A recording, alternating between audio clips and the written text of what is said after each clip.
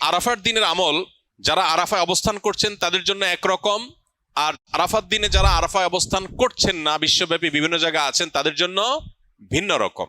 যারা আরাফা অবস্থান করছেন, নবী আলাইহিস সালাম বলেছেন খায়রুদ দুআ দুআউ ইয়াউমি আরাফা। এই হাদিসের এই অংশটা যদিও আম, এখান থেকে আরাফাত দিনের দোয়াকে নবীজি বলেছেন আরাফাত দিনের দোয়া হলো সবচেয়ে সেরা দোয়া, বছরে যে কোনো সময়ের মধ্যে সেরা দোয়া হলো আরাফাত দিনের দোয়া। যদিও আরাফাতের ময়দানে হাজিদের দোয়া কবুল হয়, ফেরত দেওয়া হয় না, বহু হাদিস আছে। যেহেতু হাদিসে আরাফাতের দিনের দোয়াকে সেরা দোয়া বলা হয়েছে, আমরা যদি দূর থেকে আল্লাহর কাছে দোয়া করি, আশা করতে পারি আল্লাহর কাছে, আশা করতে অসুবিধা না যে আল্লাহ তাআলা দোয়া হয়তো কবুল করবেন। ওয়াখাইরু মা আনা কুলতু আনা ওয়ান নাবিয়্যুনা মিন ক্বাবলি লা ইলাহা ইল্লাল্লাহু ওয়াহদাহু লা শারীকা লাহু লাহুল মুলকু ওয়া লাহুল হামদু ওয়া হুয়া আলা কুল্লি শাইইন কাদির। আরাফাত দিনে নবী রাসূলুল্লাহ সাল্লাল্লাহু আলাইহি ওয়াসাল্লাম বলেছেন, আমি এবং আমার পূর্বে নবী রাসূলরা যত দোয়া আল্লাহর কাছে করেছেন এর মধ্যে সবচেয়ে সেরা হলো এটা, লা ইলাহা ইল্লাল্লাহু ওয়াহদাহু লা শারীকা লাহু লাহুল মুলকু ওয়া লাহুল হামদু ওয়া হুয়া আলা কুল্লি শাইইন কাদির। এটা আমরা বিশেষ করে পাঠ করব। আরাফাত দিনে হাজী সাহেবদের জন্য রোজা রাখা নিষেধ, বেশি বেশি দোয়া করবেন তারা, তাদের জন্য করণীয় আমলগুলো। আর আরাফাত দিনের অনুসরণে জিলহজের 9 তারিখে পৃথিবীর বিভিন্ন প্রান্তে থাকা মুসলমানরা নফল রোজা রাখবেন, এতে 1 বছর পূর্বের আর হায়াতে বাঁচিয়ে রাখলে আল্লাহ তাআলা অগ্রিম 1 বছরের গুনাহ আল্লাহ মাফ করে দিবেন। এজন্য আরাফাত দিনে নফল রোজা রাখবো ইনশাআল্লাহ। এই রোজাটাকে জিলহজের 9 তারিখেই রাখবো নাকি যে আপনার আরাফাত দিন হাজিদের অবস্থানকে হিসাব করে রাখবো, এটা নিয়ে দুই রকমের মত আজকাল শোনা যায়। তবে আরাফাত দিনে হাজিরা অবস্থান করছেন হুবহু ওইটার সাথে মিল রেখে গোটা বিশ্বে আসলে ওই দিনে একই সময় রোজা রাখা এটা সব ক্ষেত্রে সম্ভব না, ভৌগোলিকভাবে এটা সম্ভব না। এই জন্য জিলহজের 9 তারিখটা যদি কেউ রোজা রাখেন ইনশাআল্লাহ বিদিনিল্লাহ তিনি এই ফজিলত এবং এই তাৎপর্যের মাহাত্ম্য পেয়ে যাবেন, এবং এই মতটা অধিকতর সব দিক থেকে সমৃদ্ধ এবং যুক্তি সমৃদ্ধ।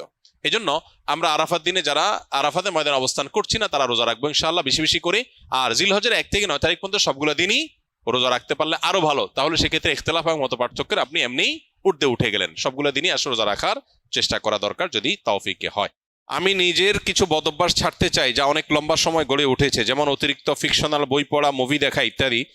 মাঝে মাঝে মনে হয় আমার মানসিকতা বিকৃত হয়ে গেছে, আগে যে স্মরণ শক্তি ছিল তা নেই, মনোযোগ থাকে না, বিনা কারণে রাগ ওঠে, প্রোক্রাস্টিনেশন, সময়ের কাজ সময়ে না করা ও ডিপ্রেশনে ভুগছি। কিভাবে এসব থেকে পরিত্রাণ পেতে পারি?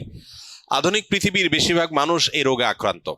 যে ভাই প্রশ্ন করেছেন তিনি হয়তো নিজের কথা বলেছেন, বাকি হাকিকত হলো, বাস্তবতা হলো আধুনিক পৃথিবীর উল্লেখযোগ্য সংখ্যক, বরং বলা যায় নির্দ্বিধায় বেশিরভাগ মানুষ এই বিপদে আজ আক্রান্ত। অর্থাৎ কোনো কাজে মনোযোগ বসে না, এবং কারোর হয়তো মোবাইল টেপার নেশা, কারোর হয়তো ফিকশনের বই পড়ার নেশা, কারোর হয়তো খেলাধুলার নেশা, কারোর হয়তো গেমসের নেশা। ডোপামিন এবং নেশা এগুলো আমাদেরকে আষ্টে পিষ্টে বেঁধে ফেলেছে এবং আমাদেরকে জঘন্য রকম ভাবে অসুস্থ করে ফেলেছে। এগুলো থেকে উত্তরণের জন্য আমাদের নানাবিধ উদ্যোগ থাকা উচিত। এর মধ্যে সবচেয়ে বড় করণীয় হলো যেই কোনো কাজ অতিরিক্ত নেশা হয়ে গেলে সেটা ছেড়ে দেওয়া বা সেটা থেকে সরে আসার চেষ্টা এবং সংগ্রাম চালানো দরকার। সবচেয়ে বড় কথা হলো একজন ইমানদার একটা সুনির্দিষ্ট রুটিন, যেটা খুবই প্রোডাক্টিভ হবে, তার জীবনের বারাকা আসবে, এরকম একটা রুটিন সুন্নাহর সাথে, কোরআন এবং হাদিসের সাথে মিল রেখে তিনি নিজের জন্য যে করবেন এবং সেটার উপর আমল করবেন। এবং সুন্নাহ সম্মত যে রুটিন হবে সেই রুটিনের উপর তিনি যদি আমল করেন তাহলে ডোপামিন থেকে বেঁচে থাকা তার জন্য ইজি হবে, সহজ হবে ইনশাআল্লাহ। এর বাইরে বিশেষ করে যে বিষয়গুলো তাকে অনেক বেশি আসক্তির দিকে নিয়ে যাচ্ছে, নিজে থেকে সেটা ট্রিটমেন্টের উদ্যোগ নিতে হবে। প্রয়োজনে কোনো মেন্টর, কোনো উপদেষ্টা, শরঈ উপদেষ্টা নিয়োগ দিতে হবে। নিয়োগ দেওয়া মানে বেতন ভিত্তিক নিয়োগের কথা না, মানে কাউকে ফিক্স করা উচিত যে আপনি আমাকে গাইড করেন, যিনি কোরআন এবং হাদিসের আলোকে বিচক্ষণতার সাথে আমাকে গাইড করতে পারবেন। তাহলে সেক্ষেত্রে এই গাইডলাইনগুলো মানুষকে অনেক সময় হেল্প করে, নিজেরটা নিজে অনেক সময় করে উঠতে পারে না। সবচেয়ে বড় কথা হলো এবং সর্বশেষ কথা হলো আল্লাহ রাব্বুল আলামিনের কাছে আমাদের কায়মন বাক্যে দোয়া করা দরকার, আল্লাহ যেন আমাদেরকে নেশাগুলো থেকে বেঁচে থাকার তৌফিক দান করেন। আমাদের টিনেজাররা, উঠতি বয়সের তরুণরা, এমন ছেলে মেয়ে খুঁজে পাওয়া এখন কঠিন যার ভেতরে কোনো নেশা নাই। প্রত্যেকে নানান নেশায়, নানান রকমের বদভ্যাসে আজ আক্রান্ত হয়ে গেছে। আধুনিক পৃথিবীর যে সমস্ত মায়া জাল আছে এগুলো থেকে কে কতটা দূরে থাকতে পারছেন, স্মার্টফোন থেকে, সোশ্যাল মিডিয়া থেকে কে কতটা দূরে থাকতে পারছেন, এটার উপরে অনেকখানি নির্ভর করে আজকালকার যে সমস্ত ডোপামিন, যে সমস্ত আসক্তির বিষয়গুলো ছড়িয়ে ছিটিয়ে আছে এগুলো থেকে বেঁচে থাকাটা। এজন্য মোবাইল ব্যবহার করলেও সেটা লিমিটেড টাইমে ব্যবহার করা উচিত। সোশ্যাল মিডিয়ার ব্যবহার করতে হলেও নির্দিষ্ট সময়, আজকাল অনেক অ্যাপ আছে যে নির্দিষ্ট সময়ের পর এটা লক হয়ে যাবে, সেগুলো ডাউনলোড করে আপনি লক করে ফেলেন, নিজের ব্যাপারে নিজের বিভিন্ন রকম বাইন্ডিংস আনেন। এটা ছাড়া আমরা কেউ আসলে রক্ষা পাবো না। আখেরাত তো শেষই, দুনিয়াও বরবাদ হয়ে যাচ্ছে। ঘরে ঘরে ডিপ্রেশন। বিশ্ব স্বাস্থ্য সংস্থার জরিপ বলছে 2030-এর পর গোটা পৃথিবীতে সবচেয়ে বেশি পরিমাণে যে রোগ ছড়িয়ে পড়বে, বেশি পরিমাণে যে রোগের রোগী গোটা পৃথিবীতে পাওয়া যাবে, সে রোগটার নাম হলো ডিপ্রেশন। আমরা একদিকে দেখতে পাচ্ছি সুখের উপকরণ, নানাবিধ উপকরণ সুখের, এগুলো দিন দিন বাড়ছে।